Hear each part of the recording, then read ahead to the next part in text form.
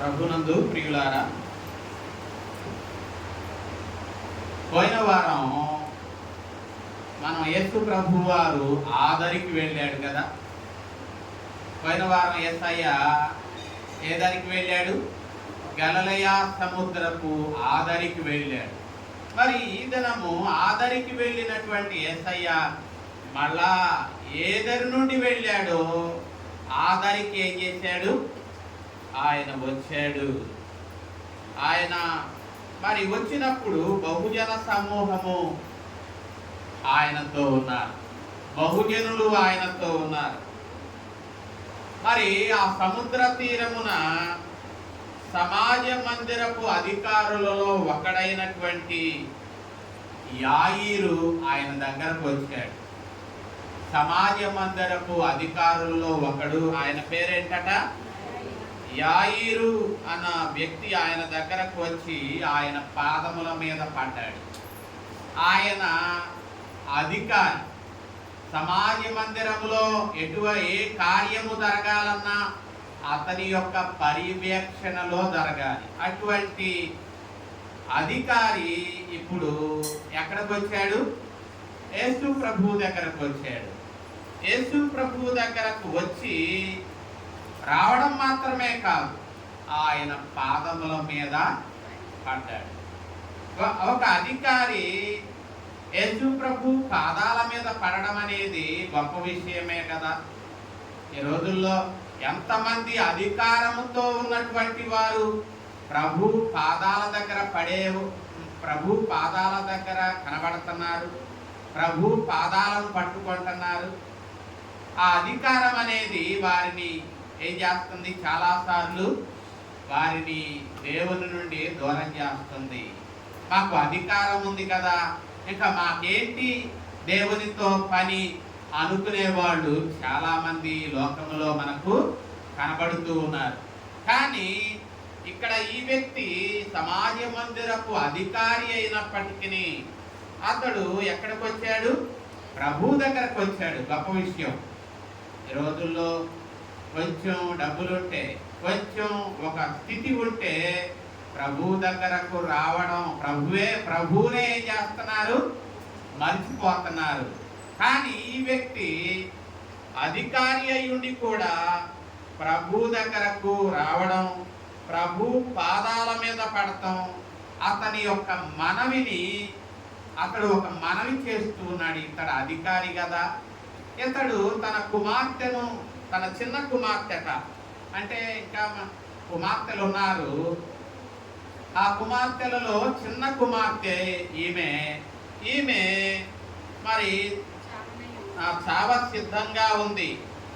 మరి ఆమె బాగుపడి బ్రతుకున్నట్లుగా ప్రభు దగ్గరకు వచ్చాడు. ప్రభు పాదాలను పట్టుకున్నాడు, ప్రభువును బ్రతిమలాడుకుంటున్నాడు. ఇక్కడ మనం చూస్తే 23వ వచనం చివరిలో ఆయనను మిగుల బతిమాలుకుంటున్నాడు. అంటే ప్రియులారా, మరి వ్యక్తి మరి అధికారి అంటే అధికారికి ఏముంటాయి? ఎంతో కొంత డబ్బులు ఉంటాయి కదా. మరి వైద్యం చేయించుంటాడు, ఎంతమందో వైద్యుల దగ్గరికి వెళ్ళి ఉంటాడు, మరి ఎన్నో మందులు వాడి ఉంటాడు, తాను చేయవలసిన ప్రయత్నములు అన్నీ చేశాడు. కానీ తన కుమార్తెను బ్రతికించుకొనలేని పరిస్థితికి వచ్చాడు.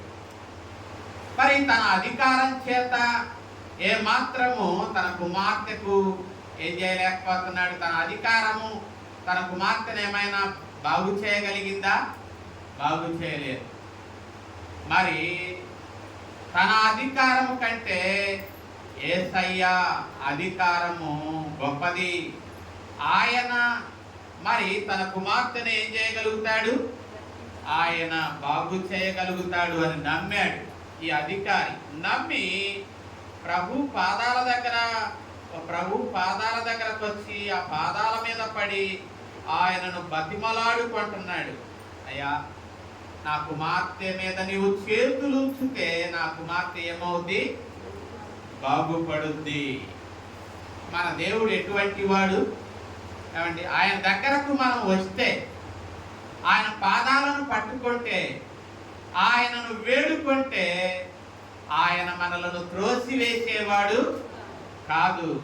ఆ విషయాన్ని మనము ఈ దినము విలాప వాక్యాలలో మనం చూస్తున్నాం. ఒకసారి విలాప వాక్యములు 3వ అధ్యాయము యెహోవా ఎటువంటి వాడో చెప్తూ ఉన్నాడు. యెహోవా ఎటువంటి వాడు? కృపగలవాడు. ఆయన వాత్సల్యము ఎటువంటిది? ఎడతెగక ఉండేటటువంటిది ఆయన వాత్సల్యము. ఆయన వాత్సల్యము మన మీద ఎడతెగక ఉంది కాబట్టే మనము నిర్మూలము కాలేదు. ఆయన వాత్సల్యము ఎడతెగనిది కాబట్టే మనం నిర్మూలము ఏమవ్వలేదు, కాలేదు. ఆయన వాత్సల్యమట అనుదినము అట. ఆయన వాత్సల్యము అనుదినము ఎలా ఉందట? నూతనముగా పుట్టుతూ ఉంది. అనుదినము నూతనముగా ఆయన వాత్సల్యత మన మీద పుడుతూ ఉంది. ఆయన కృపగలవాడే కాదు, ఆయన ఎటువంటి వాడు? నమ్మదగిన వాడు. మరి ఆయనను ఆశ్రయించు వారి ఎడల 25వ వచనంలో ఆయనను ఆశ్రయించు వారి ఎడల ఆయన దయగలవాడు, తనను వెదుకు వారి ఎడల ఆయన దయ చూపేవాడు. కాబట్టి ఆయన కొరకు మనం ఏం చేయాలట? ఓపికతో కనిపెట్టడం మంచిది. కాబట్టి ఆయన విడిచిపెడతాడా? 31వ వచనంలో ఆయన కృపగలవాడు, ఆయన నమ్మదగిన వాడు. 31వ వచనంలో ఆయన సర్వకాలము మనల్ని ఏం చేయడు? విడిచిపెట్టేవాడు కాదు. ఆయన ఒకవేళ బాధ పెట్టినా తన కృపా సమృద్ధిని బట్టి ఏమవుతాడు? ఆ యాయీరు, ఆ అధికారి మరి ఎక్కడికి వచ్చాడు? ఆయన దగ్గరకు వచ్చాడు, యేసయ్య దగ్గరకు వచ్చాడు. యేసయ్య పాదాల మీద పడ్డాడు, ఆయనను బతిమలాడుకుంటున్నాడు. అయ్యా, నా కుమార్తె మీద చేతులు అయ్యా, బాగుపడుద్దయ్యా. నేను ఎన్నో మందులు వాడా, ఎంతో మంది దగ్గరకు వెళ్ళానయ్యా, నా కుమార్తె బాగుపడలేదు. నీవు కృపగలవాడవయ్యా, నీవు నమ్మదగిన వాడవయ్యా, నీవు విడిచిపెట్టేవాడవు కాదయ్యా. అయ్యా, నీవు బాధ పెట్టినా నీ కృపా సమృద్ధిని బట్టి ఏం చేస్తావు? జాలి పడతావు. మేము హృదయపూర్వకంగా 33వ వచనంలో విలాప వాక్యాలు 3:33 హృదయపూర్వకముగా ఆయన నరులకు విచారాన్ని గాని బాధను గాని ఏం చేయడు? కలుగజేయడు. కాబట్టి ప్రభునందు ప్రియులారా, అట్టి నమ్మకంతో ఆ యాయీరు ఎక్కడికి వచ్చాడు? ఎక్కడికి వచ్చాడండి? యేసయ్య దగ్గరకు వచ్చాడు. యేసయ్య దగ్గరకు వచ్చాడు. అయ్యా, మరి బ్రతిమలాడుకుంటున్నాడు. యేసయ్య ఆయన బ్రతిమలాడుకుంటున్నప్పుడు ఆయనలోని విశ్వాసాన్ని యేసయ్య చూచాడు. ఆయనలోని విశ్వాసాన్ని చూచాడు యేసయ్య. ఆ వ్యక్తి ఇంటికి బయలుదేరి వెళుతూ ఉన్నాడు. మనలో విశ్వాసం ఉంటే యేసయ్య మనతో వస్తాడు. మన అక్కర్లను తీర్చడానికి, మనలను మన పరిస్థితి నుండి విడిపించటానికి మనతో కూడా ఆయన వస్తాడు. కాబట్టి ఇక్కడ మనం చూస్తే 35వ వచనం మార్కు సువార్త 5:35లో మరి ఆయన ఆ అధికారి ఇంటికి యేసయ్య బయలుదేరి వెళుతూ ఉన్నాడు. వాళ్ళు మాట్లాడుకుంటూ వస్తున్నారు. ఈ మధ్యలో ఒక సంఘటన జరిగింది కదా, రక్తస్రావ రోగము కలిగిన స్త్రీని ఆయన ఏం చేశాడు? బాగు చేశాడు. మరి ఆ బాగు చేసి ఆయన ముందుకు కదులుతూ ఉన్నాడు. ఆయన ఇంటి నుండి, ఆ సమాజ మందిరపు అధికారి ఇంటి నుండి కొందరు వచ్చారు. వాళ్ళు కూడా ఎటువంటి మాటలు మాట్లాడుతున్నారు? అతని విశ్వాసం మీద నీళ్లు జల్లే మాటలు, అతని ఆసక్తి మీద నీళ్లు జల్లే మాటలు. ఏమండి, చాలాసార్లు మనలో నమ్మకం కలిగినప్పుడు ఆ నమ్మకాన్ని పాడు చేసేటటువంటి వారు కొందరు ఉంటారు. ఆ నమ్మకము నుండి మనలను తప్పించేవారు కొందరు ఉంటారు. ఇక్కడ ఆ మరి అధికారి ఇంటి నుండి కొందరు వచ్చి, అయ్యా నీ కుమార్తె ఏమైంది, చనిపోయింది, ఇంకెందుకు ఆయన ఇంటికి ఇంత దూరం శ్రమ పెట్టి ఆయనను తీసుకువస్తావు అని వాళ్ళు ఆ సమాజ మందిరపు అధికారి అయిన యాయీరుతో చెప్తూ ఉన్నారు. అంటే ఆయన చచ్చిపోయిందయ్యా, ఈ కుమార్తె చచ్చిపోయింది అంటే వెంటనే అతని విశ్వాసం ఏమవుద్ది, ఏమవ్వాలా? అది అయ్యా చేతులుంచు, మరణ స్థితిలో ఉందయ్యా నా కుమార్తె, బాగుపడుతాయా, చేతులుంచాయా వచ్చి అని ఆ నమ్మకంతో మరి వచ్చాడు. వస్తున్నాడు, దగ్గరికి వస్తున్నాడు. ఎంతలో అతని విశ్వాసాన్ని అడగార్చేటటువంటి మాటలు అతని చెవిని పడినాయి. అయినప్పటికీ మరి అతని యేసయ్య అంటున్నాడు 36వ వచనంలో, వారు చెప్పిన మాటలను యేసయ్య లక్ష్య పెట్టాడా? లక్ష్య పెట్టలా. ఆయన లక్ష్య పెట్టలా. ఆయన లక్ష్య పెట్టలేదు. ఆయనను వెంబడించే వాళ్ళు కూడా ఏం చేయకూడదు, లక్ష్య పెట్టకూడదు. కాబట్టి లోకం ఎన్నో మాటలు చెప్పుద్ది. మన విశ్వాసాన్ని అణగార్చడానికి ఎన్నో మాటలు, మనలను కృంగదీయడానికి, మనలను దేవుని నుండి దూరం చేయడానికి ఎన్నో మాటలు లోకము చెప్పుద్ది. ఆ మాటల యందు మనం ఏం చేయకూడదు, లక్ష్యముంచలేదు. ఆయన మనలను కూడా ఏం చేయొద్దు అంటున్నాడు, లక్ష్యముంచొద్దు. మరి ఏం చేయమంటున్నాడంటే, భయపడకుము, నమ్మిక మాత్రం ఉంచుము. భయపడద్దు. వాడు చెప్పే మాటలు నీ విశ్వాసాన్ని కృంగతీస్తున్నాయా, నీ విశ్వాసాన్ని అణగారుస్తూ ఉన్నాయా? ఎంత మాత్రము భయపడవద్దు, నమ్మిక మాత్రము వచ్చు అంటున్నాడు. కాబట్టి ప్రభునందు ప్రియులారా, యేసయ్య ఈ దినం ఆనాడు సమాజ మందిరపు అధికారి అయిన యాయీరుతో చెప్పిన మాటలే ఈ ఉదయములో యేసయ్య మనతో కూడా చెప్తూ ఉన్నాడు. ఏమని? భయపడకుము, నమ్మిక మాత్రం ఉంచుము. ఆనాడు ఇశ్రాయేలీలతో చెప్పాడు. ఒకసారి నిర్గమాకాండంలోకి వెళదామా? 14వ అధ్యాయములో, ఒకసారి నిర్గమాకాండము 14వ అధ్యాయములో అక్కడ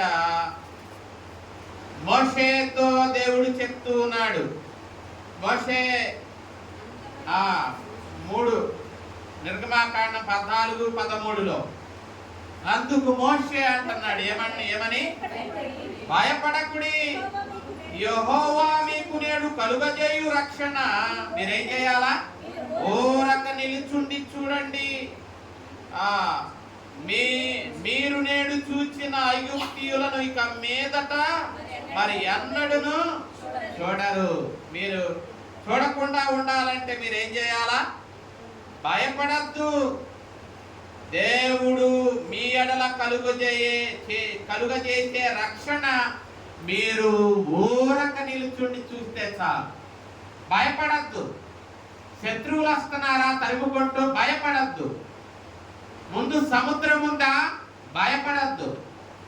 ఊరక నిలుచుండి చూడండి. దేవుడు మీ పట్ల ఏ కార్యాన్ని చేయబోతున్నాడో ఆ కార్యాన్ని మీరు విశ్వాసంతో మీరు చూడబోతున్నారు. కాబట్టి మీరు కేవలం విశ్వాసం ఉంచి ఊరక నిలుచోవడమే. మీరు ఊరక నిలుచుంటే విశ్వాసంతో దేవుడు మీ పక్షంగా ఏం చేస్తాడు? కార్యం చేస్తాడు. ఏం చేశాడు దేవుడు?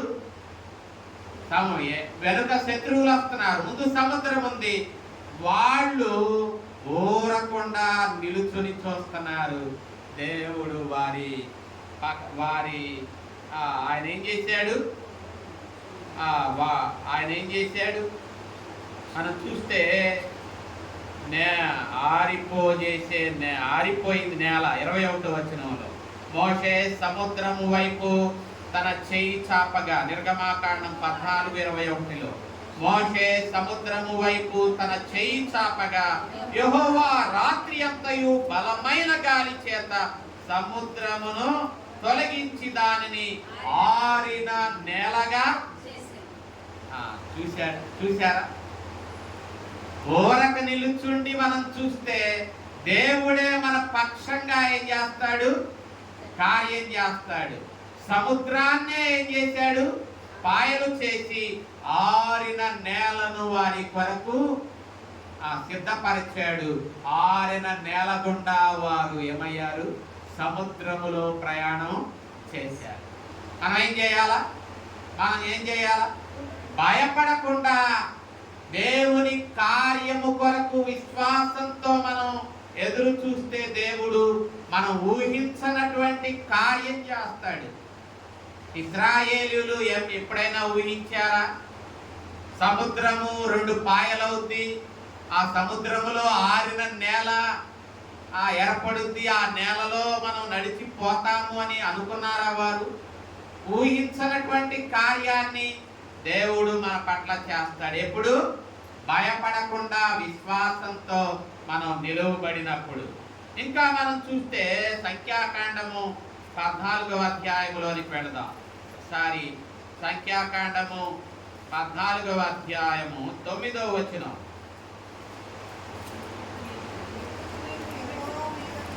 సంఖ్యాకాండం 14:9. మెట్టుకు మీరు యెహోవా మీద ఏం చేయొద్దు? తిరగబడద్దు. ఆ దేశ ప్రజలకు భయపడకుడి, వారు మనకు. వీళ్ళు కనాను దేశాన్ని చూసొచ్చారు. మరి మోషే పంపించాడు వేగుల వారిని, 12 మంది, ఒక్కొక్క గోత్రానికి ఒక్కొక్కళ్ళు 12 మందిని పంపించాడు. ఆ వేగుల వారు ఏం చేస్తున్నారు? ఆ వేగుల వారు ఆ దేశమంతా చూచి మళ్ళా ఇశ్రాయేలు ప్రజల మధ్యకు వచ్చి వాళ్ళు ఏమని సమాచారం తీసుకువచ్చారు? 13వ సంఖ్యాకాండం 13వ అధ్యాయంలో వారు 32 వారు తాము సంచరించి చూచిన దేశమును గూర్చి ఇశ్రాయేలీయులతో చెడ్డ సమాచారము చెప్పి, మేము సంచరించి చూచిన దేశము తన నివాసులను ఏం చేస్తుంది? భక్షించు దేశము. ఆ దేశములోని వారు మనల్ని ఏం చేస్తారు? తన నివాసులను భక్షించే దేశము. వాళ్ళ ఎదుట మనం ఎలా ఉన్నాము? వాళ్ళ ఎదుట మనం మిడతల్లాగా ఉన్నాం. 33వ వచనం చివరిలో మనకు కనపడుద్ది. మా దృష్టికి వాళ్ళ దృష్టికి కూడా మేము అలాగే ఉన్నాం, మిడతల్లాగా ఉన్నాం. వాళ్ళు మనల్ని ఏం చేస్తారు? తినేస్తారు అని వీళ్ళంటే, అక్కడ మరి దేవుడు అంటున్నాడు, ఆ దేశ ప్రజలకు భయపడకుడి. 9వ వచనంలో 14:9లో ఆ దేశ ప్రజలకు భయపడకుడి, వారు మనకు ఏమవుతారు? కాబట్టి ప్రభునందు ప్రియులారా, మరి ఆ దేశాన్ని వాడు విశ్వాసంతో ఏమండి స్వతంత్రించుకోగలిగారా? ఇద్దరు వాగ్దాన దేశములోనికి అడుగు పెట్టారు. మిగతా వారందరూ వాళ్ళ చూసి ఏం చేశారు? భయపడ్డారు. వాళ్ళను మనం ఎలా జయించగలము? వాళ్ళ దృష్టికి మనం మిడతల్లాగా ఉన్నాం, వాళ్ళకు మనం ఆహారం అవుతామన్నారు. కానీ మరి దేవుడు అంటున్నాడు, వాళ్ళకు భయపడద్దు, వారే మీకేమవుతారు? మనం ఏం చేయాలా? విశ్వాసంతో కాలేబులాగా, యెహోషువలాగా విశ్వాసంతో అడుగు ముందుకు వేస్తే వాళ్ళే ఏమవుతారు? ఆహారం అవుతారు. కాబట్టి దేవుడు అంటున్నాడు, మరి భయపడకుడి. యాయీరుతో అన్న దేవుడు, ఇశ్రాయేలు ప్రజలతో అన్న దేవుడు ఈరోజు మనతో కూడా అంటున్నాడు, భయపడద్దు, నమ్మిక మాత్రము ఉంచు అంటున్నాడు. ఇంకా మనం చూస్తే మరి 2వ దినవృత్తాంతాల గ్రంథంలో ఒకసారి మరి ఒక సంఘటన కూడా చూద్దాం. ఒకసారి రెండవ దిన వృత్తాంతాల గ్రంథము 20వ అధ్యాయం. రెండవ దిన వృత్తాంతాల గ్రంథం 20వ అధ్యాయంలో అక్కడ మనం 15వ వచనం చదువుతారా?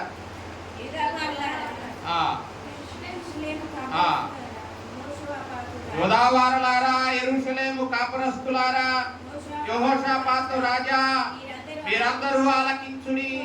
యెహోవా సెలవిచ్చున్నదేమనగా, ఆ గొప్ప సైన్యమునకు మీరు భయపడకుడి, జడియకుడి. ఈ యుద్ధము మీరు కాదు, దేవుడే జరిగిస్తాడు. కాబట్టి ప్రభునందు ప్రియులారా, రేపు వారి మీదకి వెళ్ళండి అంటున్నాడు. 17వ వచనంలో, ఈ యుద్ధములో మీరు పోట్లాడవలసిన నిమిత్తము లేదు. ఇంకా అదే వచనం చివరి భాగంలో అంటాడు, యెహోవా దయచేయు రక్షణ మీరు చూచెదరు. భయపడకుడి, జడియకుడి, రేపు వారి మీదకి పోవుడి, యెహోవా మీతో కూడా ఉంటాడు. ఎందుకు భయపడుతున్నారు? ఇసుక వేస్తే రాలనటువంటి సైన్యానికి మీరు భయపడుతున్నారా? భయపడకుడి, దేవుడే ఏం చేస్తాడు? రేపు వారి మీదికి వెళ్ళండి. ఈ యుద్ధము మీరు కాదు, దేవుడే జరిగిస్తాడు. వాళ్ళు కత్తులు తీసుకువెళ్ళలా, ఆయుధాలు తీసుకువెళ్ళలా. వాళ్ళు ఏం చేశారు? 21వ వచనంలో, యెహోవాను స్తుతించుటకును గాయకులను ఏర్పరచి వారు పరిశుద్ధాలంకరములు ధరించి సైన్యము ముందర నడుచుచు, యెహోవా కృప నిరంతరముండును, ఆయనను స్తుతించుడి అని స్తోత్రము చేయుటకు వారు మొదలెట్టారట. వారు పాడుటకును స్తుతించుటకును మొదలు పెట్టగా దేవుడు వారి పక్షంగా ఏం చేశాడు? యుద్ధం చేశాడు. మరి ఆ దినము మరి దేవుడే వారి పక్షంగా యుద్ధము చేసినప్పుడు మరి ఏమయ్యారు? శత్రువులు అంతమొందించబడ్డారు. దేవుడు అన్నాడు, భయపడద్దు, మీ పక్షంగా దేవుడే యుద్ధం జరిగిస్తాడు. కాబట్టి వాళ్ళు ఆ మాటల యందు నమ్మకం ఉంచి వాళ్ళు ఏం చేశారు? ఆ సైన్యము ముందు పరిశుద్ధాలంకారములు ధరించుకొని వాళ్ళు వాద్యములను చేతపట్టుకొని దేవునిని స్తుతించుటకును పాడుటకును మొదలు పెట్టగా దేవుడు వారిని ఏం చేశాడు? శత్రువులను వారు ఒకరిని ఒకరు చంపుకునేటట్లు దేవుడు చేశాడు. ఆ రీతిగా దేవుడు ఇశ్రాయేలీయుల పక్షంగా యుద్ధము ఆయన చేశాడు. కాబట్టి ప్రభునందు ప్రియులారా, మనం కూడా ఈ దినము దేవుడు అంటున్నాడు, జడియకుడి, భయపడద్దు, నమ్మిక మాత్రం ఉంచమన్నాడు. మరి యాయీరుతో అదే మాట అన్నాడు. మరి ఆయన యాయీరు ఇంటికి వచ్చాడా? చనిపోయిందని చెప్పినా కూడా వారి మాటల యందు లక్ష్యం ఉంచక ఆయన ఆ ఇంటికి వచ్చాడు. ఆయనతో పాటు పేతురు, 37వ వచనం, మార్కు సువార్త 5:37లో వారితో పాటు ఎవరెవరు? పేతురు, యాకోబు సహోదరుడు యోహానును తన వెంట ఆయన తీసుకొని వెళ్ళాడు. తీసుకువెళ్ళి ఆ ఇంటిలో మరి వారు ఆ బిడ్డ చనిపోయిందని చెప్పి వారు ఎలా ఉన్నారు? గొల్లుగా వారు ఏడుస్తూ ఉన్నారు, ప్రలాపిస్తూ ఉన్నారు. యేసయ్యా, మీరెందుకు ఏడుస్తూ ఉన్నారు? మీరెందుకు ప్రలాపిస్తున్నారు? మీరెందుకు గొల్లునా ఏడుస్తూ ఉన్నారు అని ప్రభు అంటున్నప్పుడు ఆ మాటలకు వారు అపహసిస్తూ ఉన్నారు. మేమేమన్నా ప్రలాపించేది ఏమన్నా ఊరకనేనా? ఏడ్చేది మేము ప్రలాపించేది, గొల్లు చేసేది ఎందుకు చేస్తున్నాము అని చెప్పి వాళ్ళు అపహసిస్తున్నారు. యేసయ్య అంటున్నాడు, ఈ చిన్నది నిద్రిస్తుందే గాని ఆమె ఏమవ్వలేదు, చనిపోలేదు. వాళ్ళంతా గొల్లునా ఏడుస్తూ ఉన్నా, ప్రలాపిస్తూ ఉన్నా, వారు గొప్ప శబ్దం చేస్తూ ఉన్నా ఆ బిడ్డ ఏమైంది? ఏమన్నా కదిలిందా? కదల్లా. మరి ఆమె చనిపోయింది కాబట్టే వాళ్ళు ఏం చేస్తున్నారు? ఆ రీతిగా వారు ప్రలాపిస్తూ ఉన్నారు. యేసయ్య మాటలు వాళ్ళకేం కలుగజేసినాయి? హాస్యాన్ని కలుగజేసినాయి. దేవుని మాటలు చాలాసార్లు విశ్వసించనటువంటి వారికి ఎలా ఉంటాయి? అపహాస్యంగానే ఉంటాయి. సిలువను గురించిన వార్త నశించుతున్న వారికి ఎలా ఉంటది? వెరితనంగానే ఉంటది. దేవుని మాటలు నమ్మనటువంటి వాడికి అపహాస్యంగానే ఉంటాయి. కానీ నమ్మినటువంటి వారికి ఆ మాటలు దేవుని శక్తి. కాబట్టి ప్రభునందు ప్రియులారా, మరి ఇక్కడ మనం చూస్తే ఆయన వారిని అందరినీ నమ్మనటువంటి వారిని ఉంచాడు. అక్కడ నమ్మని వారిని ఉంచాడా? ఉంచలా. వారిని ఏం చేశాడు? పంపించి వేసేసాడు. 40వ వచనంలో ఆ మాట మనకు కనపడుతుంది. ఆయన వారిని అందరినీ బయటకు పంపివేసి నమ్మితే ఉంచుతాడు, నమ్మకపోతే ఆయన వాళ్ళు దేవుని కార్యాలు చూడగలిగారా? అక్కడ దేవుని కార్యం చూడలే. వాళ్ళు నమ్మితే చూడగలిగేవాడు. నమ్మలేదు కాబట్టి వాళ్ళు ఆ చూచే భాగ్యాన్ని అక్కడ వాళ్ళు పోగొట్టుకున్నారు. వారిని పంపించి వేసి ఆయన ఏం చేశాడు? ఆ ముగ్గురు శిష్యులను, ఆ చిన్న కుమార్తె, ఆ చిన్నదాని తల్లిదండ్రులను వెంట పెట్టుకుని ఆయన గదిలోనికి వెళ్ళి తలితాకుమి చిన్నదానా లే అన్నాడు. వెంటనే ఆ చిన్నది లేచింది. లేవడం మాత్రమే కాదు, నడిచింది. మరి అక్కడ ఉన్న ఆ సంఘటన చూసి ఆ తల్లిదండ్రులు విస్మయం పొందారు. యేసయ్య ఆ కార్యాన్ని చేసిన తర్వాత ఏమన్నా నేను ఇంత కార్యం చేశాను నా గురించి అందరికి చెప్పమన్నాడా? మనం ఒక చిన్న కార్యం జరిగితే ఏమండి, ఏదన్నా ఒక కార్యం జరిగితే మనం ఏం చేస్తాం? ఈ రోజుల్లో చాలామంది వాళ్ళ ద్వారా ఏదో అయినట్టు, వాళ్ళ ద్వారా కాదులేండి వాస్తవానికి, దేవుడు కనికర సంపన్నుడు, ఆయన కృపగలవాడు, నమ్మదగినవాడు, ఆయన విడిచిపెట్టేవాడు కాదు. వాడు ఏదో అడిగారు, కార్యం చేసింది దేవుడు. కానీ ఆయన్ను మరుగు చేసి వాళ్ళు ఏం చేస్తున్నారు? తమ వలననే ఈ కార్యము జరిగినట్టుగా చెప్పుకోవడం ఈ రోజుల్లో మనం చూస్తున్నాం కదా. కానీ యేసయ్య మాత్రం చచ్చిపోయిన కుమార్తెను బ్రతికించిన ఆయన ఏమంటున్నాడు? ఆయన ఎవనికి జరిగింది తెలియజేయమన్నాడా? తెలియజేయొద్దు అన్నాడా? తెలియజేయొద్దు అని వారికి గట్టిగా చెప్పి ఆ బిడ్డకు ఆహారం పెట్టమన్నాడు. అంటే ఆహారం ఎందుకు పెట్టమన్నాడు? ఆ బిడ్డ అసలు వాళ్ళు ఆశ్చర్యంలోనే ఉన్నారు. ఇంకా పరిస్థితులు వాళ్ళు వేరుకోవాలి. మనం చూస్తుంది నిజమా కాదా? అక్కడ కూడా పునరుద్ధానుడై ఆయన గలిలయ సముద్రము దగ్గర వాళ్ళు చేపలు పడుతుంటే అక్కడ కూడా అదే చెప్పాడు ఆయన. ఏదైనా తినడానికి రొట్టె ముక్క ఏదైనా ఉందా మీ దగ్గర అంటే కాల్చిన చేప ఏం చేశారు? ఆయనకి ఇచ్చినప్పుడు వాళ్ళకి ఇంకా డౌట్, అలా ఒడ్డునుంది ఆయనేనా డౌట్ వాళ్ళకి. అందుకని ఆయన వాళ్ళను అనుమానం తీర్చడానికి ఆ కాల్చిన చేపను వాళ్ళ ముందే ఏం చేశాడు? తిన్నాడు. యోహాను సువార్తలో చివరి అధ్యాయముల ఆ సందర్భం మనం చూస్తాం. ఇక్కడ కూడా వాళ్ళు ఇంకా పరిస్థితి నుండి వాళ్ళు ఏమవ్వలేదు, పేరుకోలేదు.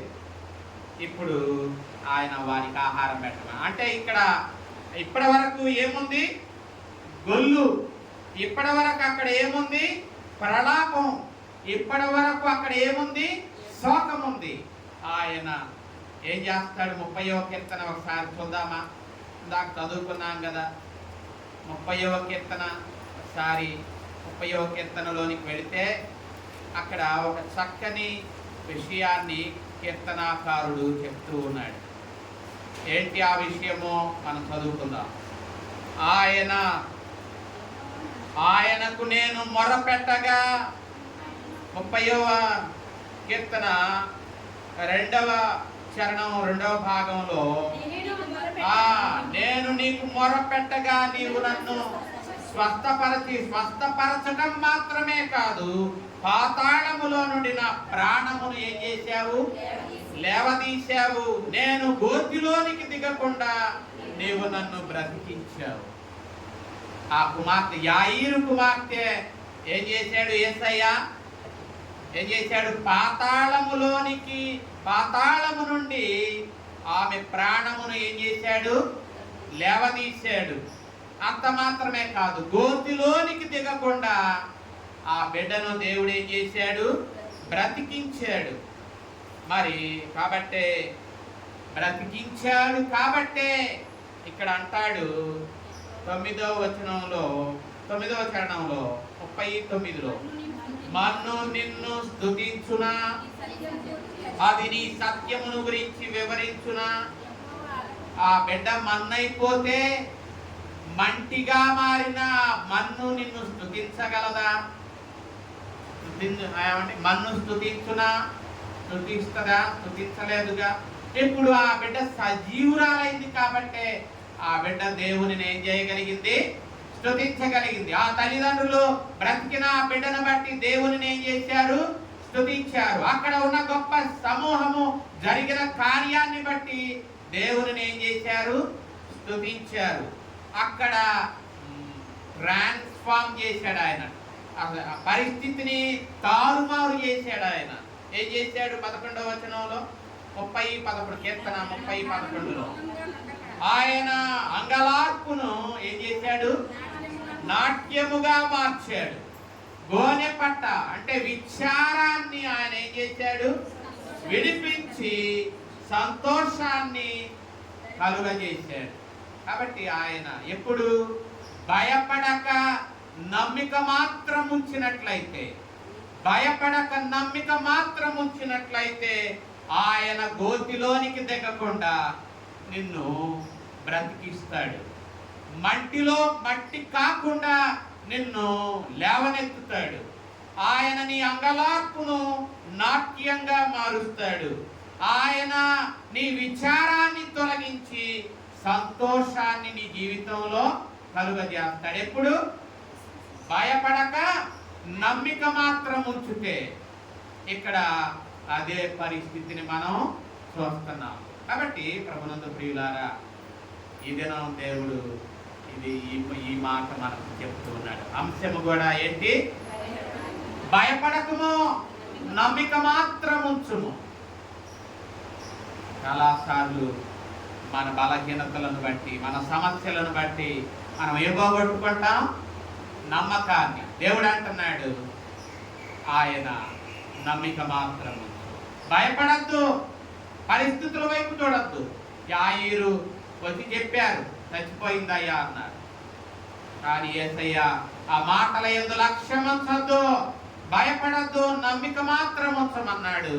మనం కూడా దేవుడు ఈ ఉదయంలో ఏ మాటలు యాయీరుతో చెప్పిన దేవుడు మనతో చెప్తూ ఉన్నాడు. భయపడద్దు, నమ్మిక మాత్రం ఉంచు అని ఆయన మనతో చెప్తూ ఉండగా మనం కూడా బ్రతికినంత కాలం ఆయన యందు నమ్మకం ఉంచుదాం. భయపడద్దు. పరిస్థితులు మన విశ్వాసాన్ని అణగార్చడానికి ప్రయత్నం చేస్తాయి. భయపడద్దు. ఆయన యందు మనం ఏం చేద్దాం? నమ్మిక మాత్రం ఉంచుదాం. చివరిగా మనం పత్రికా పాఠం చదువుకున్నాం కదా, ఒకసారి పత్రికా పాఠంలోనికి వెళదామా? ఏ పత్రిక? కొరింథీయులకు రాసిన 2వ పత్రిక, ఎన్నవ అధ్యాయం? 8వ అధ్యాయంలో, కొరింథీయులకు రాసిన 2వ పత్రిక 8వ అధ్యాయంలో అక్కడ ఒక చక్కని సంఘం మనకు కనపడుద్దండి. మాసిదోనియా సంఘం. ఈ మాసిదోనియా సంఘము ఎలా? దేవుని సంఘము దేని గుండా వెళుతుంది? శ్రమల గుండా. ఏమండి? దేవుని సంఘము దేని గుండా వెళుతుంది? శ్రమల గుండా. ఎటువంటి శ్రమలవి? బహుశ్రమలు. మామూలు శ్రమలు కాదు, బహు శ్రమల గుండా వారు పరీక్షింపబడుతూ ఉన్నప్పుడు వారు ఏమయ్యారు? ఆ మాసిదోనియా సంఘాన్ని గురించి మనం నేర్చుకునే పాఠం ఏంటంటే, వారు బహుశ్రమల వలన పరీక్షింపబడుతూ ఉన్నప్పుడు వారు ఎంతగా పరీక్షింపబడ్డారో, ఎంతగా శ్రమల గుండా వెళుతూ ఉన్నారో అంతగా వారు ఏం చేశారు? సంతోషించారు. వారు ఎటువంటి వారట? వారు పేదలలో ఇంకా కటిక పేదలు ఎవరు? నిరుపేదలు. వారు పేదలే కానీ నిరుపేదలు వాళ్ళు నిరుపేదలైనను దేవునికి ఇచ్చే విషయంలో మాత్రం నిరుపేదలు కాదు. చాలాసార్లు మాకు ఉద్యోగం లేదు కదండి, దేవునికి ఇవ్వమంటే మాకేముందండి, నాకేం లేదు కదండి అంటాం. కానీ దేవుడు అంటాడు, మాసిదోనియా సంఘం మనతో మాట్లాడుతుంది. మాసిదోనియా సంఘస్థులు మనతో మాట్లాడుతున్నారు. వారు బహుశ్రమల వలన పరీక్షింపబడినప్పుడు వాడు సంతోషించడం మాత్రమే కాదు, వారు నిరుపేదలైనను వారు దాతృత్వములో మాత్రం నిరుపేదలు కాదు సుమా. వారు తమ సామర్థ్యము కంటే, 4వ వచనం 2వ భాగంలో, వారు సామర్థ్యము కొలదియే గాక సామర్థ్యము కంటే ఎక్కువగా ఇచ్చారట. ఎక్కువగా ఇచ్చారు. తమలను తాము ఇచ్చుకున్నారు. మొదటగా తమలను తాము ఇచ్చుకున్నారు, ఆ తరువాత తమ సామర్థ్యము కంటే ఎక్కువగా ఇచ్చారు. కాబట్టి ప్రభునందు ప్రియులారా, ఇది ఎక్కడ నేర్చుకున్నారు? ఈ మాసిదోనియా సంఘస్థులు ఎక్కడ నేర్చుకున్నారంటే దేవునిలో నేర్చుకున్నారు. ఆ వచనం మనం 9వ వచనంలో చూస్తాం. 9వ వచనం చూడండి, 8-9లో, మన ప్రభు అయిన యేసుక్రీస్తు కృపను ఎరుగుదురు కదా, ఆయన ధనవంతుడై ఉండియు మనము తన దారిద్ర్యము వలన ధనవంతులు కావాలనని ఆయన మన నిమిత్తం ఏమయ్యాడు? మనలను భాగ్యవంతులుగా చేయడానికి భాగ్యవంతుడైన దేవుడు ఏమయ్యాడు? దరిద్రుడయ్యాడు. మాసిదోనియా సంఘస్థులు భాగ్యవంతులను చేయడానికి దేవుడు వారి నిమిత్తము కూడా ఏమయ్యాడు? ఇప్పుడు మాసిదోనియా సంఘస్థులు ఎవరు? దరిద్రులా భాగ్యవంతులా? దేవునిలో ఒక రీతిగా నిరుపేదలే, కానీ దేవునిలో భాగ్యవంతులు. మరి మన సంఘం మాసిదోనియా సంఘంతో మనం పోల్చుకోవాలి. వాళ్ళు బహుశ్రమల వలన పరీక్షింపబడ్డప్పుడు బహుగా సంతోషించారు. వారు నిరుపేదలైనప్పటికీ దేవునికి ఇచ్చే విషయంలో వాళ్ళు మాత్రము వాళ్ళు వెనుకాడలేదు. వాళ్ళు సామర్థ్యము కంటే వాళ్ళు ఏం చేశారు? సామర్థ్యం మించి వాళ్ళు ఇచ్చారు, తమలను తాము ఇచ్చుకున్నారు. వాళ్ళు ఇవన్నీ కూడా దేవునిలో నేర్చుకున్నారు, దేవుని నుండి నేర్చుకున్నారు. కాబట్టి మనం కూడా యేసయ్య ఏమైనా దాచుకున్నాడు మన కొరకు? కావండి, ఆయన చివరి రక్తపు బొట్టు కూడా మన కొరకు దాచుకోలేదే. కాబట్టి ఎందుకు? మనలను భాగ్యవంతులుగా చేయడానికి, మనలను తేజోవాసులుగా చేయడానికి ఆయన మన నిమిత్తము దరిద్రుడయ్యాడు. కాబట్టి ప్రభునందు ప్రియులారా, మనం కూడా మాసిదోనియా సంఘం మనకు చక్కని పాఠాన్ని మనకు నేర్పింది. యాయిరు కూడా ఒక చక్కని పాఠాన్ని మనకు నేర్పాడు. ఆ పాఠాలను మన హృదయంలో భద్రపరుచుకొని ఈ భూమి మీద ఆయనకి ఇష్టలైన బిడ్డలుగా జీవించడానికి కృపగల దేవుడు మనకు సహాయం చేయునుగాక. ఆమె సమస్త జ్ఞానానికి మించిన దేవుని సమాధానం యేసుక్రీస్తు వలన మన హృదయములకును తలపులకును కావలి ఉండి నడిపించునుగాక.